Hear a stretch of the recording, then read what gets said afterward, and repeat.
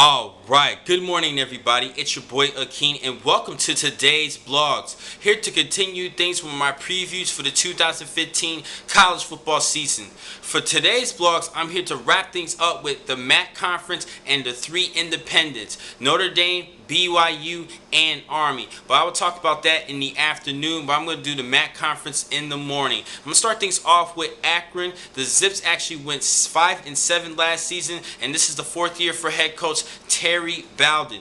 Now they do have the return of quarterback Kyle Paul, who had 2,189 yards passing, 9 touchdowns, and 8 interceptions. Not impressive numbers, and it's even worse for him this season because he's going to have to play without his top 2 targets and Dak Orazio as well as L.T. Smith, the leading targets last season.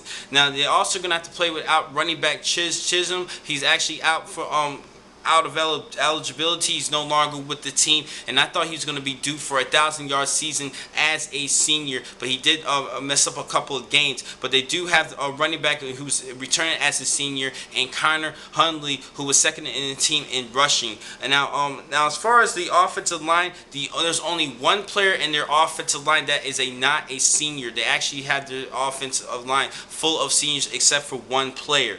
Now on the defensive side, Chuck Amato's defenses have been playing pretty impressive for the past couple of seasons. Now they do have the return of a couple of key starters in that front seven, starting with the first team all players and linebacker Latavius Brown, who had 69 tackles last season and 3 sacks, despite him missing 4 games. And they also have senior defensive lineman Cody Grice, who's actually very important for both these two players to stay on the field, and Grice and Brown. Now as far as their top recruits, they did pick up a defensive tackle out of Pennsylvania, Beaver Falls, Pennsylvania, and Brock Boxon, which is a decent pickup. He's 6'3", 280 pounds. And they picked up a linebacker in Ulysses Gilbert III, who was actually 6 foot, 238 pounds. He should get some playing time automatically as a true freshman because of that size. That's definitely the perfect size you want your linebacker to be. Possibly probably a couple pounds more, but it's definitely a great start as a true freshman,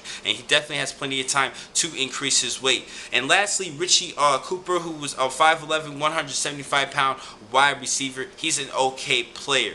Now this year they're actually starting off their season against OU and then Pitt. That could be a revenge game for the Panthers because Akron beat Pitt last season, and they could try to get that game from last year. Now those 2 games could be losses, and this is going to be a tough year in the MAC conference. I think this year the Zips is actually going to increase just one more game and go 6-6 this season, 7-5 at best. I don't really see them getting 7 wins, but I do see them getting at least 6 wins this season.